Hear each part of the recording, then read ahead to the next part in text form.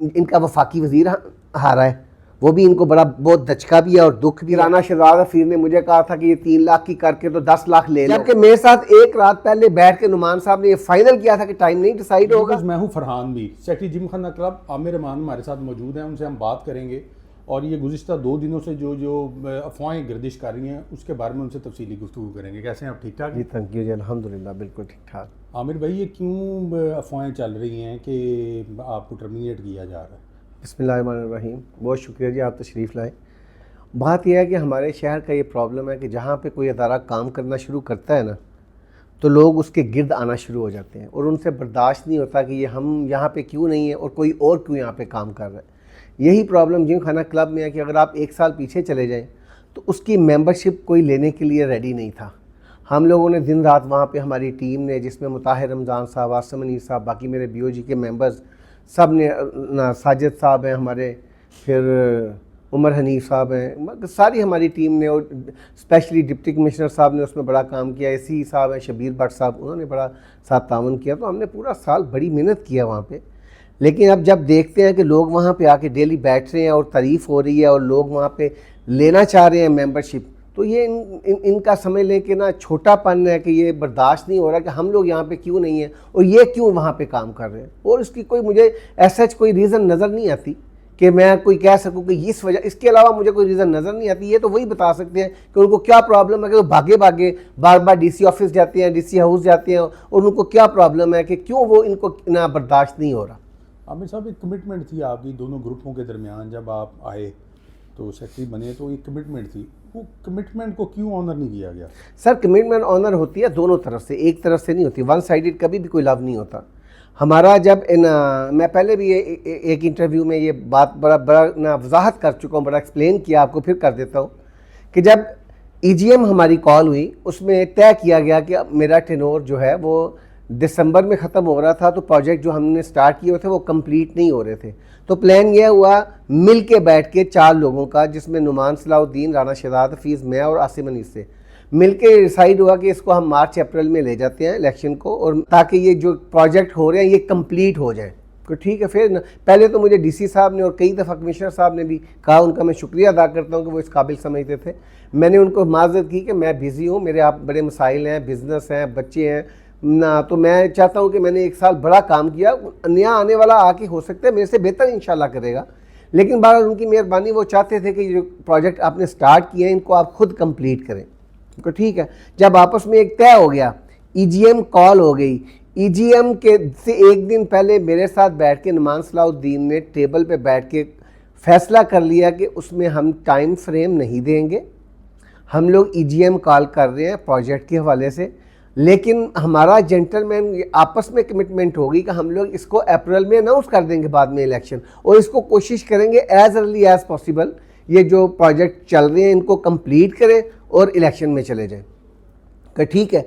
अब EGM जो थी वो हम क्योंकि चारों इकट्ठे मिलके ना काम कर रहे थे क्लब में, हमने एक आपस में इल्हाक बनाया हुआ था, उसमें हम दोनों को चाहिए था कि हम दोनों पूरे दिन मिलके अपने जो ना वोटर्स थे, जो हमारे वहाँ पे मेंबर्स थे, उन सबको कॉल करते और वहाँ पे बुलाते। होना तो ये चाहिए था। जबकि मैं और आसिम भाई पूरा दिन वहाँ पे मौजूद रहे और सारा दिन कॉलें की, अपनी मेंबर्स को बुलाया जिन्होंने रिक्वेजिशन भी डाली थी, और बाकी भी जो हमारे मेंबर्स जो हम समझते थे कि लाइक माइंडेड है और ये समझते हैं। लेकिन आप बिलीव करें कि नुमान साहब हो या राना शहजाद हफीज़ साहब हो, ये उस वक्त आए जब 5:30 बजे का टाइम था। जैसे एक बंदा शादी पे आता है ना तैयार होके, उस तरह इनकी कोई कंट्रीब्यूशन नहीं थी उस दिन कि उन्होंने एक भी सिंगल कॉल करके किसी को कहा हो कि आप EGM में आए और आके वहाँ पे आपने हाजिरी भी लगानी है और आमिर को सपोर्ट भी करना है इसकी एक्सटेंशन के लिए। आप जब हमारे साथ पार्टनरशिप में हो, बारी के लिए आप रेडी हो, और जो वहाँ पे प्रोसेस हो रहा है उसका आप हिस्सा ही ना बने। अगर वहाँ पे हमारे दोस्त, वहाँ पे अगर 600 के करीब से ज़्यादा लोग थे, अगर हमारे वहाँ पे मौजूद ना होते, जो हमने सारा दिन मेहनत करके अपने दोस्तों को कॉलिंग करके बुलाया, अगर वो उतनी तादाद में ना आते, हमारी EGM तो वहाँ पे फ्लॉप हो जाती, ख़त्म हो जाती। इनकी तो कंट्रीब्यूशन ही कोई नहीं थी।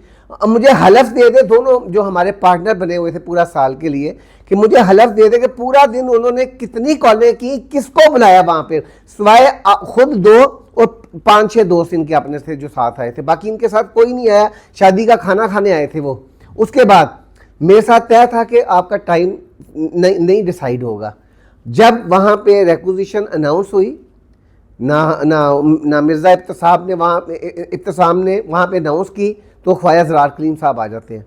किसको नहीं पता ख्वाजा ज़रार कलीम साहब किसके ना साथी हैं। उनकी जिम्मेदारी थी अपने साथियों को रोकना। वहाँ पे उन्होंने मदारी लगवाई। वो कहते हैं हमें नहीं पता। आज तो फिर वो इकट्ठे हैं, सारा कुछ इकट्ठे कर रहे हैं। तब क्यों नहीं इकट्ठे थे? तब उन्होंने क्यों नहीं मना किया उनको, ना ख्वाजा साहब को, कि भाई ख्वाजा साहब आपने बिल्कुल उसका हिस्सा नहीं बनना। हाँ, एहसन भट्ट साहब के साथ क्योंकि इन्होंने फ्रॉड किया हुआ था 1 साल से, उसका गुस्सा जेन्युइन था और बिल्कुल ठीक था। वो आके कुछ भी कहते, हमें कोई इशू नहीं था। लेकिन ख्वाजा ज़रार कलीम साहब का वहाँ पे जाने का मकसद यह है कि बिहाइंड द सीन ये दोनों लोग, उसमें इनकी कंसेंसस शामिल थी।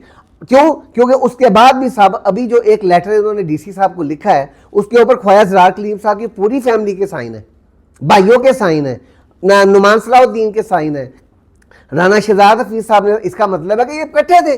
वो वक्त ने हमें साबित कर दिया कि तब भी ये इकट्ठे थे, बाद में भी ये इकट्ठे थे। इनका ख्वाजा ज़रार कलीम साहब का वहाँ पे आने का मतलब ये था कि ये हमारे साथ डबल गेम कर रहे थे। हमारे वकील ने वहाँ पे रिक्विजिशन पेश की, तब उन्होंने इंटरप्ट किया। जब कंप्लीट हुई तो राना साहब, हमारे चेयरमैन राना नासिर साहब को लेके तो स्टेज पे बाजू पकड़ के चले गए जी, टाइम अनाउंस करें जी, अनलिमिटेड टाइम नहीं होना चाहिए। और शोर करते रहे वहाँ पे। और हम लोग आपस में अंडरस्टैंडिंग है कि हम लोग अप्रैल में इलेक्शन करवाएंगे। तो ये जब उन्होंने उसकी कंट्रीब्यूशन कोई नहीं, वहाँ पे एहतजाज करने वाले इनके साथी हैं, मेरे साथ तय करके टाइम का, और टाइम मांगने वाले ये हैं, तो फिर अंडरस्टैंडिंग किस चीज़ की रहेगी? उनका ये कहना है कि जब हमारे ग्रुप को, हमारे लोगों को इतला ही नहीं की गई, उस दिन ये भी वो इल्ज़ाम आयद कर रहे थे। हमारे पास 1100 समथिंग स्लिप्स मौजूद हैं जो हमने कोरियर के थ्रू सबको भिजवाया।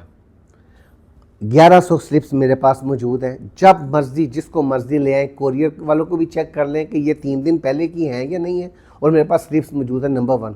नंबर 2 बात यह कि जब मेरे साथ बैठ के सब कुछ डिसाइड कर रहे हैं, इतने बजे है, इस वक्त है, मेरे साथ हर वक्त राब्ते में है उसके लिए, तो इनको तो एक एक चीज़ का, इनका काम था अपने साथियों को इन्फॉर्म करना, कि इनके साथियों को इन्फॉर्म, मेरा काम था इन्फॉर्म करना। मैं अपने साथियों को इन्फॉर्म करना था, जो मेरा ग्रुप था। जो इनका ग्रुप था, इनका काम था उनको इन्फॉर्म करना। और ये साबित हो गया इस चीज़ का, इन्होंने किसी को इन्फॉर्म नहीं किया, ना ही किसी को कॉल की, ना ही किसी को बुलाया उस दिन। आमिर साहब आगे चलते हैं।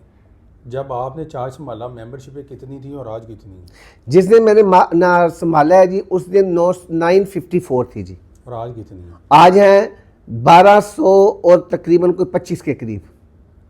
क्लब की जो पहले हालत थी तो कुछ जाता नहीं था। हाँ जी। अब आपने 1 साल काम किया, वो तो नहीं, उसको पहले क्लैरिफिकेशन कर लेना कि कैसे हुई हैं। 900 तो 56 सी हैं, 954 थी जिस दिन मैंने चार्ज संभाला।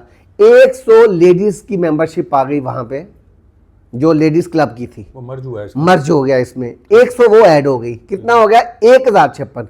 और पूरे साल में मैंने कितनी की है?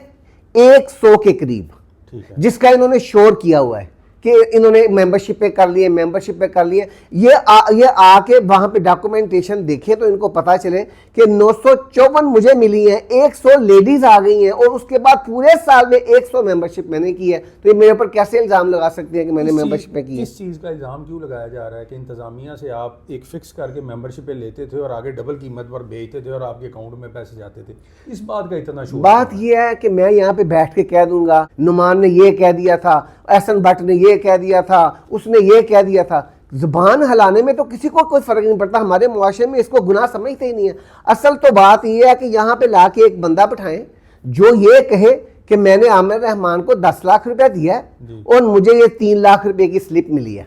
मजा तो इस चीज का है। ये कह रहे हैं 100, 200, 300, 400, 500। मैं कहता हूँ 2, 3, एक बंदा तो लेके आए जो बंदा आके ये कहे कि ये आमिर रहमान को, ये मेरा अकाउंट है आमिर रहमान का, इसमें मैंने ये पैसे 10 लाख जमा करवाया है, और ये जो जिम खाना की रसीद है ये मुझे 3 लाख की मिली है। मैं रिस्पॉन्सिबल हूँगा, उसके लिए हर तरह की सज़ा के लिए भी मैं तैयार हूँ। लेकिन अगर ये ना ला सके तो इनकी सज़ा क्या होगी, मुझे ये बताएं। लाइफ टाइम मेंबरों को भी फ़र्क कर दिया गया, उसकी क्या वजह है? देखिए, लाइफ टाइम मेंबर्स को पहले मैं क्लैरिफिकेशन कर दूं, उसका मेरी ज़ात के साथ, मेरी ना बोर्ड ऑफ गवर्नर्स के साथ, इन ना डीसी हज़रात के साथ जो मेरे साथ काम कर रही इंतज़ामिया, इनके साथ कोई ताल्लुक़ नहीं है। जो लाइफ मेंबर्स थे ये किस कानून के तहत बने ये इसका हमें कोई पता नहीं है, ये कब बने हमें नहीं पता है। हमें मिला, हम ऑफिसर क्लब में बने लाइफ मेंबर्स। जब ये जिम खाना क्लब में लास्ट ईयर एजीएम में कन्वर्ट हो गया, उसके सारी जो रूल्स रेगुलेशन है वो जिम खाना जो डिफरेंट शहरों के हैं उनको कॉपी पेस्ट करके इसके बनाए गए आर्टिकल ऑफ मेमोरेंडम। उसमें इसकी क्लास ही कोई नहीं है कि इसमें कोई ना लाइफ मेंबर हो सकता है और बगैर फीस के यहाँ पे कोई मेंबर आ सकता है और बगैर फीस के कोई फैसिलिटी इस्तेमाल कर सकता है।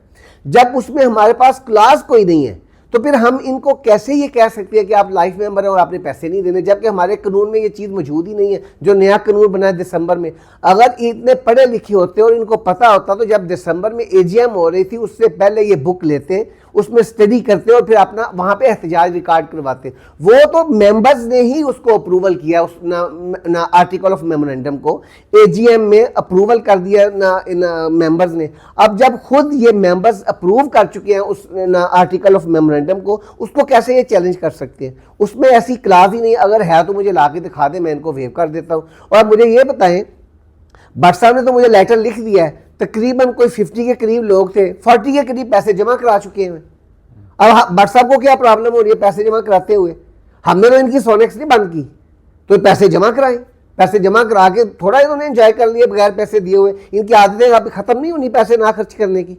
खर्च करें पैसे, जमा कराएं पैसे। और न जैसे सारे 1200 मेंबर पैसे जमा करा रहा है तो इनको क्या प्रॉब्लम है? पैसे जमा कराएं, वरना इनका नाम वोटर लिस्ट से निकल गया है, अब ना ये ना मेंबरशिप से भी निकल जाएगा इनका नाम आने वाले वक्त में। कितना टाइम अब रिक्वायर्ड है कि जो बंदा पैसे नहीं जमा कराता कितनी देर बाद उसकी मेंबरशिप खत्म? 6 महीने बाद।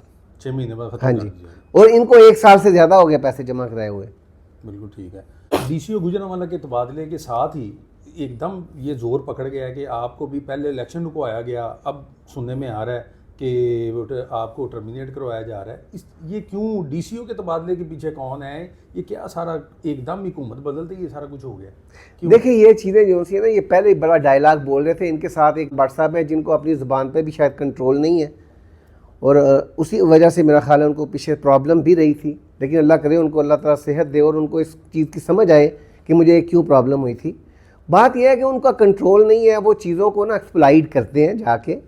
इन्होंने एक लेटर लिखा डीसी साहब को मेंबरशिप के हवाले से, मैंने उसका जवाब दे दिया जैसे मैंने आपको बताया। इन्होंने कहा जी कि वहाँ पे ना ऑडिट करवाना है, तो मैंने ऑडिट तो शफाकत एंड कंपनी जो चैम्बर ऑफ कॉमर्स का बरसरे इक़्तिदार ग्रुप है, उनके जो मेन बिजनेस लोग हैं वो सारे उसके चार्टर्ड अकाउंटेंट वो हैं। मैंने अपने जो बीओजी की मीटिंग थी उसमें उनका नाम खुद तजवीज़ किया था ताकि ये कोई चैलेंज ना कर सके। मैंने उनसे ऑडिट ऑलरेडी करवा चुका हूँ। जो इन्होंने लेटर में लिखा कि ये ऑडिट होना चाहिए, मैं ऑडिट करवा चुका हूँ। इन्होंने लिखा कि मेंबरशिप जो है वो इस तरह हुई है, मैंने बता दिया कि मैंने मेंबरशिप जो की है वो तब तक 85 मेंबरशिप थी। 85 मेंबरशिप बोर्ड ऑफ गवर्नर्स ने उसको अलाउ किया, उसका इंटरव्यू किया, उसके बाद हुई है, उससे पहले हुई नहीं है। और मैंने कोई ऐसी मेंबरशिप उससे पहले की, एक भी सिंगल मेंबरशिप वो नहीं है जो मैंने अपनी ज़ाती हैसियत से की हो। इन्होंने 2-3 एलिगेशन लगाए, मैंने उसका जवाब दे दिया, वो बात ख़त्म हो गई। अब इलेक्शन से इसलिए भाग रहे हैं कि इनको पता है कि अभी रिसेंटली ये इनका वफाकी वज़ीर हारा है, वो भी इनको बहुत दचका भी है और दुख भी है, जिसका ये इंतज़ार कर रहे थे कि हमारी वज़ीर जो है दोबारा जीतेगा और पावर में आएगा और उसको फिर मिनिस्ट्री मिलेगी तो फिर हम ये कर देंगे वो कर देंगे। ये जिसका हमने नाम लिया ना उनकी कि हम ये करेंगे हम वो करें। हारने के बाद उनको ऐसा झटका लगा कि उन्होंने कहा कि अब कम से कम इसको रोका जाए, इस इलेक्शन को, वरना तो हमारे पल्ले कुछ नहीं रहेगा। इसके बाद फिर मेन चैम्बर ऑफ कॉमर्स का इलेक्शन आ रहा है। असल प्रॉब्लम यह है कि एक तो बर्दाश्त नहीं हो रहा जो जिम खाना की वहाँ पे तरक्की हो रही है, लोगों का फोकस है, पूरे शहर में बैठ के जहाँ भी आप जाएं आपको डिस्कस करता लोग नज़र आते हैं जिम खाना को। ये इनसे बर्दाश्त नहीं हो रहा। दूसरा ये है कि इनको पता है कि अगर यहाँ पे इलेक्शन होते हैं और हम बुरी तरह एक्सपोज हो जाएंगे, हार जाएंगे, उसका इम्पैक्ट इनके चैम्बर ऑफ कॉमर्स के इलेक्शन में जाएगा।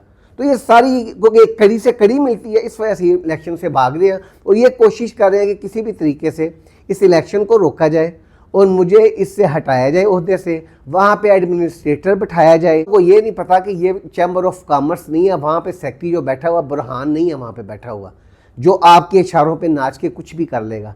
यहाँ पे जिसने काम किया है वो बोर्ड ऑफ गवर्नर था। उन्होंने 12 लोगों ने जो भी वहाँ पे पूरा साल डेवलपमेंट हुई है, मेंबरशिप हुई है, वो 12 लोग उसको ओन करते हैं। कोई सिंगल हैंडेड किसी ने काम नहीं किया। ये आके वहाँ पे एडमिनिस्ट्रेटर बैठा भी देंगे, मुझे इससे कोई इशू नहीं है। मैं खुद चाहता हूँ कि मैं तो कहता हूँ इलेक्शन हो, कोई नया सेक्रेटरी आए और मैं अपने बिजनेस में वापस आऊँ। अगर ये एडमिनिस्ट्रेटर ला के बैठा देंगे तो मुझे इससे क्या फ़र्क पड़ेगा। मेरी बिला से मैं ना कौन सा कोई ना चांद बाट ने आके बैठ जाना है, कौन सा इखलाक भट्ट साहब ने बैठ जाना है, या कौन सा राना शहजाद हफीज़ ने बैठना। तो किसी एक पहले के बंदे ने बैठना, कोई असिस्टेंट कमिश्नर बैठ जाएंगे, एडीसी जी बैठ जाएंगे, एडीसीआर बैठ जाएंगे, एससी कोई बैठ जाएंगे, तो मुझे क्या फ़र्क पड़ता। आके बैठ के चलाएं क्लब को। अल्टीमेट तो इलेक्शन होंगे ना, तो इलेक्शन तो हम लड़ेंगे। और अगर मैं एडमिनिस्ट्रेटर वहाँ पे बैठ जाएगा तो मेरा कौन सा वहाँ पे जाना बंद हो जाएगा। मैं तो जैसे अब जा रहा हूँ दिल्ली, मैं तो फिर भी दिल्ली जाऊँगा, मैं तो मेंबर तो मैं रहूँगा। ये तो नहीं हो सकता कि मैं अगर अपने ओहदे से हट जाऊँ और मैं क्लब ना जाऊँ, मैं डेली क्लब जाऊँगा। और जिस दिन इलेक्शन अनाउंस होंगे हम इलेक्शन फिर कंटेस्ट करेंगे। समझते हैं आपका ग्रुप अक्सरियत में इंशाअल्लाहुल अज़ीम। मैं ये भी समझता हूँ कि इन्होंने कोशिश किया, इनको कोई कैंडिडेट नहीं मिलेगा अल्लाह के फजल से इंशाअल्लाहुल अज़ीम, और ये मुकाबला नहीं लड़ पाएंगे इंशाअल्लाह अल्लाह के फजल से। आपके मुखालफिन ये भी कहते हैं चैम्बर की तरह ये क्लब में भी सियासत कर रहे हैं, उधर भी एक टोला है जो सारा दिन उधर बैठ के वो भी सियासत कर रहा है, सियासत की जगह बन गई है वो। क्या इसमें कुछ सदाकत है? आप वहाँ पे आएँ, आप भी मेंबर हैं ना जिम खाना के, आप मुझे देख के आई विटनेस के तौर पे मुझे देख के बताएं कि वहाँ पे कौन सी सियासत हो रही है और कौन बैठा हुआ है। मैं और आसम मनीस बैठते हैं वहाँ पे, क्योंकि आसम मनीस ने मेरे साथ पूरा साल बहुत मेहनत की है। उसके अलावा हमारे चैम्बर ऑफ कॉमर्स के जो मेंबर्स जिम खाना क्लब के हैं, उनको ना वो रोक सकते हैं ना मैं रोक सकता हूँ। उनका प्रिविलेज है, उन्होंने आना ही आना है, आपने भी आना है, वो भी आए। अगर कोई मेंबर नहीं है जिम खाना क्लब का और वो हमारे साथ चैम्बर ऑफ कॉमर्स में हमारे साथ है, अगर वो वहाँ के आके बैठता है तो आप मुझे पिन पॉइंट कर दें कि ये बंदा मेंबर नहीं है और चैम्बर ऑफ कॉमर्स की सियासत की वजह से यहाँ पे आकर बैठा है, मैं उसका रिस्पॉन्सिबल हूँ। जब आप आए थे तो क्लब की क्या सूरत हाल थी और आज क्या सूरत हाल है, उसकी तमीर और तरक्की के बारे में भी ज़रा हमें बताएं। हाँ, ये है काम करने वाले, ये है पूछने वाले काम। जो इससे पहले हम कर रहे थे ना, ये फालतू लोगों की बातें थी हम कर रहे। ये असल प्रोडक्टिव ये है कि जब मैं यहाँ पे आया, वहाँ पे पार्किंग के लिए जगह नहीं थी गाड़ी की, मैक्सिमम 10 गाड़ियाँ खड़ी हो सकती थी। रात हमारा टूर्नामेंट शुरू हुआ ना, क्रिकेट टूर्नामेंट, और रात को 85 गाड़ियाँ वहाँ पे खड़ी थी जिम खाना क्लब के अंदर। इतनी बड़ी हमने स्पेस बना दिया पार्किंग के लिए, स्पोर्ट्स अरीना हमने बना दिया है। इसके बाद स्टेट ऑफ द आर्ट हमारा इस वक्त स्विमिंग पूल बन रहा है। आप अगर विज़िट करें, आपको मैं अभी विज़िट कराता हूँ, आप देखिएगा। फिर जकूज़ी कोई कंसेप्ट नहीं था गुजरांवाला में, स्वाना बाथ, स्टीम बाथ हमारा बन गया है। फिर हमारा जो स्क्वाइश कोड है, वुडन फ्लोर्स का टूटा हुआ था, उसको चेंज कराया। जो सिटिंग की जगह थी उसकी टाइल चेंज करवा के उसको इंटरनेशनल लेवल पे बना दिया है। उसके बाद हमारा बैडमिंटन हॉल था, उसकी सिटिंग बहुत बुरी थी, उसको सारे को रीफर्निश किया है। स्नूकर रूम था जिसमें जस्ट टेबल पड़े हुए थे फटे हुए कपड़े के साथ, पेंट उखड़ा हुआ था, एसी चलते नहीं थे, कारपेट फटा हुआ था, वो सारा खूबसूरत, आपको मज़ा आता है वहाँ पे रात को स्नूकर खेलते हुए। फिर जिम जो असल ज़रूरत थी क्लब की, 2 स्टोरी में, मतलब ना बेसमेंट में और ग्राउंड फ्लोर पे कोई 2 मरले नीचे, 2 मरले ऊपर पे 2, मतलब आधी मशीनें नीचे थी आधी ऊपर थी और घुटन वाली जगह थी। वहाँ से उसको निकाल के एक बड़े ना फर्स्ट फ्लोर जो हमारी नई बिल्डिंग है, वहाँ पे उसको पूरा नई मशीनों के साथ और पुरानी को तैयार करवा के, तो वो हमने पूरा तैयार करवा दिया है जिम। और सबसे बड़ी बात यह है कि सुबह 11 बजे से लेके 4:30 बजे तक लेडीज़ आती हैं और 60 to 70 लेडीज़ डेली वहाँ पे आ रही हैं खाली जिम के लिए। और गुजरांवाला में पहली दफ़ा लास्ट ईयर था जब मैं आया हूँ, उसके 2 माह बाद हमने स्विमिंग पूल स्टार्ट किया कि 50 से ज़्यादा लेडीज़ स्विमिंग के लिए गुजरांवाला जिम खाना में आ रही थी, जिनका टाइम था 12 से 2 बजे तक का। और इस साल हमने उसको भी 11 से 4 बजे तक कर देंगे, क्योंकि डिमांड बहुत ज़्यादा इस साल आई है लेडीज़ की तरफ से स्विमिंग पूल के लिए। तो उसके बाद अगर आप वहाँ पे अपने दोस्त के साथ के भी जाते, जब मैं नहीं था वहाँ पे, आपको एक कॉफ़ी नहीं वहाँ पे पी सकते थे, कॉफ़ी नहीं मिलती थी आपको। अगर आप कॉफ़ी लेते लगता है जैसे आप शुगर पी रहे हैं। तो अब आपको एक इतना खूबसूरत एटमॉस्फेयर के साथ गज़ीबो बना के, फाउंटेन लगा के, एक कैफ़े जिम आपको बना के दिया। वहाँ पे आप अपनी फैमिली के साथ, दोस्तों के साथ एक अच्छा टाइम स्पेंड कर सकते हैं। अगर आप दोस्तों के साथ जाते थे, लॉन में आपके पास चेयर्स नहीं होती थी बैठने के लिए, अब आपके पास चेयर्स वहाँ पे लॉन में पड़ी हुई हैं, लड़के वहाँ पे खड़े हैं, आपका वेट कर रहे हैं, आपको पूरा मतलब प्रोटोकॉल दे रहे हैं। जिम खाना का मकसद क्या है? अभी हमारा स्टेट ऑफ द आर्ट जो बन रहा है, रूफटॉप रेस्टोरेंट, लिफ्ट हमारी चल गई है। रूफटॉप रेस्टोरेंट भी कमिंग वीक में इंशाल्लाह अज़ीम उसकी भी ना स्टार्ट कर रहे हैं, उसका भी सर्विंग। फिर चाइनीज़ एंड कंट्रियल रेस्टोरेंट है वो भी तैयार हो गया। मतलब कि ये वो काम थे जो ना इन्होंने कभी सोचे थे, ना इनके ख्वाब में थे और ना इनकी अहलियत थी कि ये सोचते भी। और हमने अल्हम्दुलिल्लाह 1 साल में इस तरह के काम किया कि शायद ये 10 साल में भी ये काम ना कर सकते। यही इनकी प्रॉब्लम है, यही इनकी तकलीफ़ है, यही इनकी दर्द है। आमिर साहब, अपने मुखालफिन को क्या पैगाम देना चाहेंगे? मुखालफिन को क्या होगा, आप बर्दाश्त करो, इलेक्शन लड़ो, मज़ा तो फिर आएगा ना। इस तरह कोई फायदा नहीं इल्ज़ामात लगाने का। मैंबरशिपा कर लेती है बई, तारी गल मान लेती है ਜਿਹੜੀ ਮੈਂਬਰਸ਼ਿਪ ਜਿਹੜੀ ਤੁਹਾਡੀ ਵੋਟਰ ਲਿਸਟ ਨਾ 2023 ਦੀ ਜਦੋਂ ਮੈਂ ਬਣਿਆ ਸਾਂ ਉੱਥੇ ਆ ਕੇ ਇਲੈਕਸ਼ਨ ਲੜੋ ਤੇ ਸਹੀ ਇਲੈਕਸ਼ਨ। ਕਿਉਂ ਨੱਸਦੇ ਹੋ ਇਲੈਕਸ਼ਨ ਤੋਂ? ਅੱਗੇ ਤੁਸੀਂ ਚੈਂਬਰ ਆਫ ਕਾਮਰਸ ਤੋਂ ਵੀ ਐਸੇ ਹੀ ਨੱਸੇ ਹੋ ਹੈ, ਜਾ ਕੇ ਹਾਈ ਕੋਰਟਾਂ ਦੇ ਜਾ ਕੇ ਸਟੇ ਲੈ ਕੇ ਤੁਸੀਂ 1 ਸਾਲ ਹੋਰ ਕਢਾਏ ਤੇ ਚੈਂਬਰ ਆਫ ਕਾਮਰਸ ਦਾ, ਹੁਣ ਇਹ ਤੋਂ ਨੱਸਦੇ ਪਿਓ। ਉਹ ਵੀ ਲੜਨਾ ਪੈਣਾ ਤੇ ਹੁਣ ਤੁਹਾਨੂੰ ਇਹ ਵੀ ਲੜਨਾ ਪੈਣਾ ਤੇ ਐਸਾ ਤੁਹਾਨੂੰ ਕਦ ਮਿਲਣਾ ਕੋਈ ਨਹੀਂ ਤੇ ਹੁਣ ਕੰਮ ਵੀ ਕਰਨਾ ਪੈਣਾ ਜੀ। आमिर साहब, एडमिनिस्ट्रेटर तैनात करवा पाएंगे? देखिए बात यह है कि मेरा इसमें मुझे इससे कोई फ़र्क नहीं पड़ता। मैंने आपको पहले भी बताया, करा सकते हैं करा लें, ये उनके मामला हैं, जितना इन्फ्लुएंस कर सकते हैं कर लें। कल 2 भट्ट बरादरान जाके बैठे रहे डीसी साहब के पास 3 घंटे, कोशिश करते रहे, बड़ा कुछ इन्होंने किया, बड़े तरले किए हैं।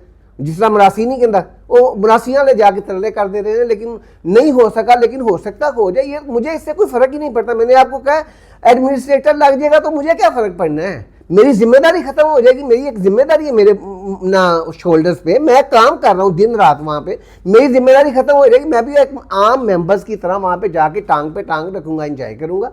तो मुझे तो इससे फ़र्क ही नहीं पड़ता, लग जाए तो लग जाए। व्यूअर्स, आमिर रहमान साहब की बात आपने सुनी। उनका ये कहना है कि मैंने काम करके दिखाया है। मुखालफिन के लिए ये पैगाम है, मैदान में आएँ, सियासत करें, इलेक्शन लड़ें, भागने की ज़रूरत नहीं और ना ही हम भागने देंगे। आपके फीडबैक का इंतज़ार रहेगा। बहुत बहुत शुक्रिया।